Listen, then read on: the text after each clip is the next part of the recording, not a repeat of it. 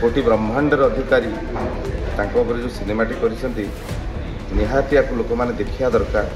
अति सुंदर सिनेमाटी तेणु से केवे चिंता करना कि भगवान सब जगन्नाथ हाथ एमती कर रखिंट ये भक्त को डाकुंट आस मत आलिंगन कर मत भल पा मो भर लीन हो मु आसली कि संजोग मुझू आसली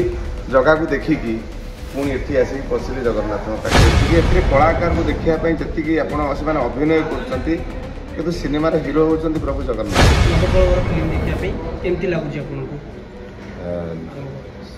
सिनेमा आमे करू सिनेमा देखू किंतु आज मोर बंधु विनय आउ दिनू दुज जड़े आड़ू कहले जे बबी आम टे श्री जगन्नाथ ऊपर जो आधारित होती नवकलेवर सिनेमा देखू आज आम आसलु देखापी से भारी इच्छुक थे सिनेमाटी देखला परे तो जगन्नाथ संस्कृति उपर मुझे पढ़ापढ़ी करेतु आम ब्राह्मण घर जन्म होइछु से संस्कृति किसी जाचु आ बुझी चेष्टा कर जानापी तेणु ये समस्ते पुरीर तेणु पुरी जिलार जिते से इच्छा कले जगन्नाथ सिनेमा देखा मत बहुत आनंदित लगे जहाँ समस्ते आमर जगन्नाथ संस्कृति थी आमर परंपरा को आम कहीं भूली ना आ जो मैंने भूलिया चेष्टा कर शिखाया दरकार। ये परंपरा एक बड़ परंपरा एक निरा परंपरा आ ये सिनेमाटी जो विनियोगा करिसेंती भावना को प्रथम नमस्कार जनाऊँ कारण सिनेमा बहुत प्रकार तैयारी होती प्रभु जगन्नाथ जे जगतर नाथ जे कोटि ब्रह्मांडर अधिकारी जो सिनेमाटी करिसेंती निहाती या लोक मैंने देखा दरकार। अति सुंदर सिनेमाटी होती आ सिनेमाटी आप देखी सारा पर जानवे ताधरे जो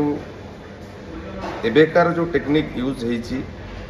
आपन को निश्चित भाव में सिनेमाटी खुशी लगे प्रभु जगन्नाथ कृपा लाभ करेंगे निश्चित भाव में सिनेमा देखूँ आ सबू कलाकार भल कर स्पेशली मु कहि मो तरफ मुझे देखिली आम मुन्ना भाई सिद्धांत महापात्र जो ईश्वर महांत क्यारेक्टरटी करती अत्यंत हृदयस्पर्शी मोर कांद आसीगला प्रभु जगन्नाथ जो अग्नि रे दाह कराया बसले से मो आखिर लुह आसीगला एवं ये जो परंपरा 1575 मसीह आरंभ होता नवकलेवर आज आम मैंने देखुं तार ऐतिह्य आम सिनेमा माध्यम जापर आउ जगन्नाथ केमिति मनीष रूपी ठाकुर जे सबू जिनस को से बुझे मनीष मानक जे से सकाल जमी से उठती दांत घसती किमी ज्योतिष आसी नाहक केमी कहे केमी गाधाती केमी खाती शोला पर्यंत मनीषर जहाँ कर्तव्य जहाँ कम जगन्नाथ से कम तेणु से केवे चिंता करना कि भगवान सब जगन्नाथ हाथ एमती कर रखिंट ये भक्त को डाकुंट आस मत आलिंगन कर मत भल पा मत मो भर लीन हो भावर ठाकुर से भगवान जगा कालिया प्रभु बलभद्र माँ सुभद्रा प्रभु सुदर्शन चतुर्धामूर्ति सब बड़े श्रीमंदिर में बस केवल आम ओडियावासी मानी उत्कली मानी पूरा विश्व ठाकुर से लगे जगतर ठाकुर जगन्नाथ कहुई तेणु निश्चित भाव में ये सिनेमाटी जदि आम भितर ओडिया रक्त बहुची उत्कल रक्त बहुची कि कलिंगर रक्त बहुची ताकि निश्चित भाव में सिनेमा को देखूँ आम संस्कृति आम परंपरा आमर जगन्नाथ संस्कृति उपर निश्चित आप बहुत ध्यान आसो प्रभु जगन्नाथ समस्त कृपा करेंगे। आप राति अधर मैंने पाखापाखि राति 2टा बाजिला मोर आज भाग्य या कहि मो बंधु दि जन ठिया दिनू ये विनय आज आम सका काली थिलु राति जगन्नाथ मंदिर प्रकृत यहाँ हूँ गोटे निरा अनुभूति मु जगन्नाथ राण खाई सत कहूँ मो रूम टांकुरी जाऊँगी काली राति पुरी रे थिलु राति 2टारे आसिलु मो घर को जाई नहीं दिन घर रही पुणी सका जगन्नाथ को दर्शन करने गलु मु आज जगन्नाथ मंदिर में प्रवेश करछि जगन्नाथ पहुड़ है शंभु खुंटिया जे शंभु नना आम से जन कलाकार सिनेमा अभिनय करछंती शंभु नना आसी मो हाथ धरी टाणी नेले भितर कहले बाबा भाई कहले हाँ पहुड़ होगा पहुड़ है बेले मत खाली जगन्नाथ मुँह एति देखाई पहुड़ होगा 15 मिनट रुह अधर पोछा हो 15 मिनट मात्र खोला हम तुम देख मो आगे से भाया ठिया होता है आमर समस्त पंडा माने सेवायत माने थांती आम गपसप होते सिनेमा विषय बढ़िया सिनेमाटा है कारण यहाँ मतलब साई मंदिर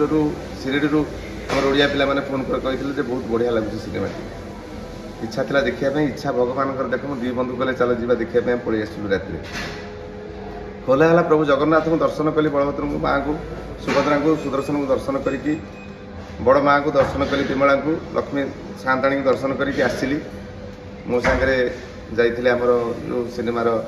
जो एवं चली मोर सिनेमा से जी आसते दुर्योधन होते महाभारत में पुनीत सर जाते दर्शन करने गोटे इच्छा था दर्शन करेंगे पुओ मु आसली कि संजोग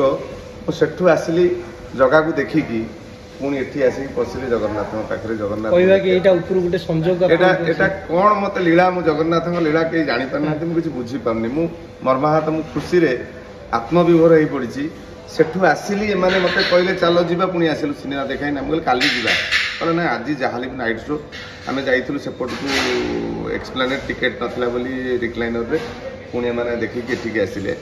पुणी थर ये टिकेट बुक कला टिकेट लाप्स करीगला पुणी दिन टिकेट कला आम टिकेट देखलु या संजोग ता भर तुम मैंने भी देखाल एत संख्यार मैंने ये बर्तमान मुझे दर्शक कह सिनेमा दिए ये मैंने भक्त ये सिनेमार दर्शक नुह ये हूँ जगन्नाथ भक्त जो मैंने आसुँच देखा निश्चित भाव में मुझे ये सिनेमा समस्ते देखु बहुत सिनेमा आप जीवन देखुं विभिन्न जगार नेटफ्लिक्स टू आरंभ कर विभिन्न चैनल देखते ये सिनेमा अनुरोध करुच्ची आम जगन्नाथ महिमा जगन्नाथ कृपा जगन्नाथ जो संस्कृति अच्छी ताकू आम मुठे धरवा कथा गर्व करवा कथा तेणु आपण मैंने निश्चित भाव में सिनेमा देखते आप तो अनेक सारा फिल्म करी फिल्म हॉल को बहुत शो को भी जाइए किंतु वर्तमान यही सिनेमा देखला बेले आपको कौन फील होता गोटे मंदिर भितर मुझे सिनेमा देखु नी मुझे स्टार्टिंग लगे मुझे सिनेमा देखुची 15-20 मिनट पर्यंत तापरे जिते मुन्ना भाई चरित्र आसला माने विश्वर महांती चरित्र जो आसला से भाव पड़ जाइए मत लगुन जो सिनेमा देखुची मो भितर छोट बड़ू शुणी कहानी जमी उज्जीवित हो जाता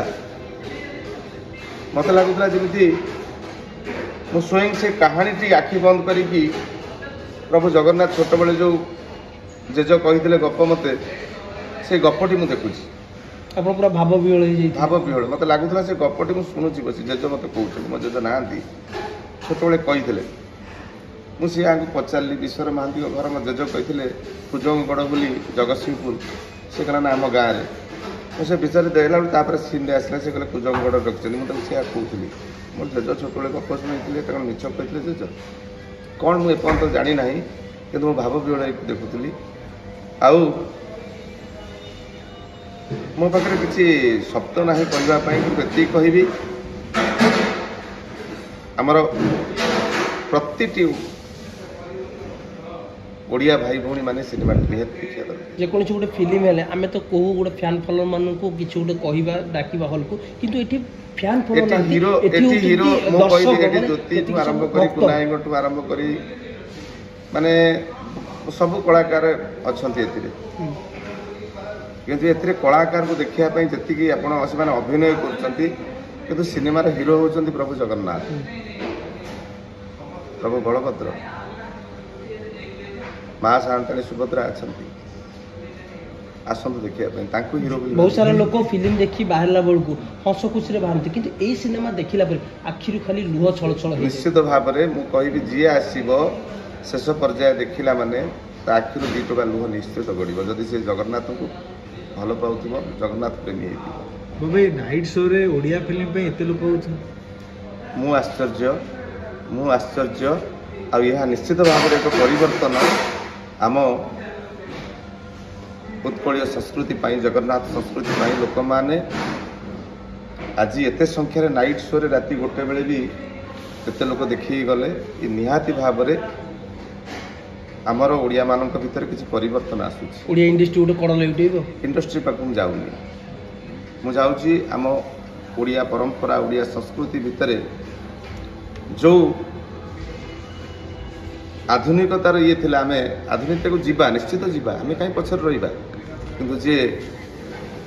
ଅନନ୍ତ କୋଟି ବ୍ରହ୍ମାଣ୍ଡକୁ ଚଳାଉଛନ୍ତି ପ୍ରଭୁ ଜଗନ୍ନାଥ, ସେ ଓଡ଼ିଶାରେ ବାସ କରୁଛନ୍ତି। ତାଙ୍କ ଘର ଏଇଟା, ଆମେ ତାଙ୍କ ପାଖରେ ଆଶ୍ରୟ ପାଇଛନ୍ତି। ବାବା ଆପଣଙ୍କୁ ସତରେ ସନ୍ନ୍ୟାସୀ ନେଇଗଲେ ଏବେ ଦେଖିବାକୁ ପାଉଛି ଆପଣଙ୍କୁ ଏଇ ଗେଟଅପ୍। ସନ୍ନ୍ୟାସ ଯଦି ତମେ ଚାହିଁବ ତମେ ବି ନେଇପାରିବ, କୌଣସି ଅସୁବିଧା ନାହିଁ। ସନ୍ନ୍ୟାସ ବୋଲି ଗୋଟେ ବିରାଟ ଜିନିଷ ନୁହଁ।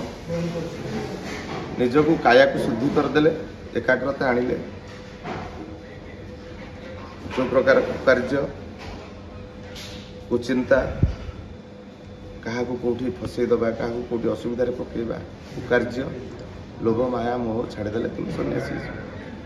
କିଛି ଅସୁବିଧା ନାହିଁ। ତୁମେ ଘରେ ବସିକି ତୁମେ ଏ କର୍ମ କରିକି ସନ୍ନ୍ୟାସୀ ହେଇପାରିବ। ସନ୍ନ୍ୟାସୀ ମାନେ ମଧ୍ୟ ଯାଇକି କେଉଁଠି ଜଙ୍ଗଲରେ ରହିବ କି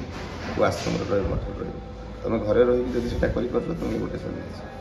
ସନ୍ନ୍ୟାସୀ ହେବା ପଛରେ କିଛି ମୁଖ୍ୟ କାରଣ କିଛି ରହିଛି? ମୁଖ୍ୟ କାରଣ କିଛି ନାହିଁ। ମୁଁ ମୋ ଗୁରୁ ଯିଏ ଚିଦାନନ୍ଦ ସରସ୍ୱତୀଙ୍କ ସଂସ୍ପର୍ଶ ଯେତେବେଳେ ଆସିଲି, ମୁଁ ତାଙ୍କ ପଦସ୍ପର୍ଶ କଲା ପରେ ସେ ମୋତେ କୁଣ୍ଡେଇକି ଧରି ପକାଇଲେ। ସେଦିନ ମୋ ଭିତରେ ଗୋଟେ କ'ଣ ଅଦ୍ଭୁତ ପରିବର୍ତ୍ତନ ଆସିଲା ମୁଁ ଜାଣିନାହିଁ। ତେଣୁ ମୁଁ ମୋ କର୍ମ ଛାଡ଼ିନି। ମୋତେ ସମସ୍ତେ କହନ୍ତି କ'ଣ ତୁମେ କ'ଣ ସିନେମା ଛାଡ଼ିଦେଲନି? ମୁଁ କହିଲି ମୋ କର୍ମ ସେଟା। ଗୀତା ପଞ୍ଚମ ଅଧ୍ୟାୟରେ କର୍ମ ଉପରେ ଯଦି ପ୍ରଭୁ ଜ୍ଞାନ ନ ଦେଇଥାନ୍ତେ ଶ୍ରୀକୃଷ୍ଣ ଅର୍ଜୁନଙ୍କୁ, ତାହେଲେ ସେ ଗାଣ୍ଡିବ ଛାଡ଼ିଥିଲେ, ଆଉ ସେ ଯୁଦ୍ଧ କରିନଥାନ୍ତେ। ତେଣୁ ତୁମ ନିଜ କର୍ମ ଯେଉଁଟା ସେଟାକୁ କର। ଆଧ୍ୟାତ୍ମିକତାବାଦୀ ହେବା ନିହାତି ଦରକାର। ଜୀବନରେ ବହୁତ ଜିନିଷ କରିଛି, କିନ୍ତୁ ଯେତେବେଳେ ବାବାଙ୍କ ସଂସ୍ପର୍ଶରେ ଆସିଲି, ଆପଣମାନେ ତ ମୁଁ କହିପାରିନଥିଲି, ଜଗତଗୁରୁ ରାମଭଦ୍ରାଚାର୍ଯ୍ୟଙ୍କୁ ବି ମୁଁ ଆଣିଥିଲି। ଶହୀଦନଗରରେ ଆସିଥିଲେ ବାବାଙ୍କ ସାଙ୍ଗରେ, ବହୁତ କଷ୍ଟରେ ମୁଁ ତାଙ୍କୁ ଆଣିଥିଲି। ଲୋକମାନେ ଦର୍ଶନ କରିଥିଲେ। ମୋ ବନ୍ଧୁ ହରି, ଗୁନୁ, ବାବୁନ ବାବୁ, ସମସ୍ତେ ସହଯୋଗ କରିଛନ୍ତି ଏବଂ ସେ ଆଣିଛନ୍ତି। ଆଣିକି ସେଠି ଲୋକମାନଙ୍କ ପାଖରେ ପହଞ୍ଚାଇଛନ୍ତି। ଆମେ ଚିନ୍ତା କରୁଛୁ। ତାପରେ ମୋ ଗୁରୁ ଚିଦାନନ୍ଦ ସରସ୍ୱତୀ ହୁଅନ୍ତୁ, ଜଗତଗୁରୁ ରାମଭଦ୍ରାଚାର୍ଯ୍ୟ ହୁଅନ୍ତୁ, ଆମର କାଶୀ ହୁଅନ୍ତୁ, ଆମେ ନିଶ୍ଚିତ ଭାବରେ, ଏବଂ ସେଥିପାଇଁ ଆମକୁ ଆମର ବିଷ୍ଣୁ ଭାଇନା ବି ବହୁତ ସାହାଯ୍ୟ କରନ୍ତି। ତାଙ୍କୁ ସେ ବି ଶିଷ୍ୟ ତ ଜଗତଗୁରୁଙ୍କ ପାଖରେ। ତେଣୁ ଆମେ ଚିନ୍ତା କରୁଛୁ ଇଏ ଲୋକମାନଙ୍କ ଭିତରେ, ଏବେକା ପିଢ଼ିମାନଙ୍କ ଭିତରେ ଯେଉଁ ଆଧ୍ୟାତ୍ମିକ ଇଏଟା କମୁଛି, ଆମ ସଂସ୍କୃତି, ଆମ ପରମ୍ପରା, ତାକୁ ନିଶ୍ଚିତ ଜାଗରଣ କରିବା ପାଇଁ ଆମକୁ ପିଲାମାନଙ୍କୁ ଏସବୁ ବୁଝିବା ପାଇଁ, ମାନେ ଇଏ ହେଉଛି ମୂଳ। ଯେଉଁଠି ବିଜ୍ଞାନ ସରିଯାଇଛି ସେଇଠି ଆଧ୍ୟାତ୍ମିକତା ଆରମ୍ଭ ହୋଇଛି।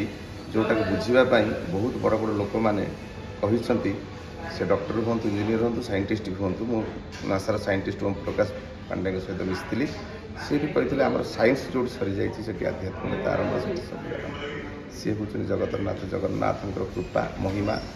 ଆପଣମାନେ ତାକୁ କେବେ ବି ତା'ର ଅନ୍ତ ନାହିଁ, ତାକୁ କେହି ବି ତାକୁ ସମାପ୍ତ କରିପାରିବେନି, ପଢ଼ିକି ବା ଜାଣିକି। ଆହୁରି ତା ପଛକୁ ପଛକୁ ଅଛି। ଆମେ କିଛି ଜାଣିନାହାନ୍ତି ସଂସ୍କୃତି ବିଷୟରେ। ଯେତିକି ଜାଣିଛନ୍ତି ଆମେ ନିହାତି ଭାବରେ ଆମର ପରପିଢ଼ିମାନଙ୍କ ପାଖରେ ପହଞ୍ଚାଇବା, ତାକୁ ଜଣାଇବା ଯେ ଜଗନ୍ନାଥ ସଂସ୍କୃତି କ'ଣ।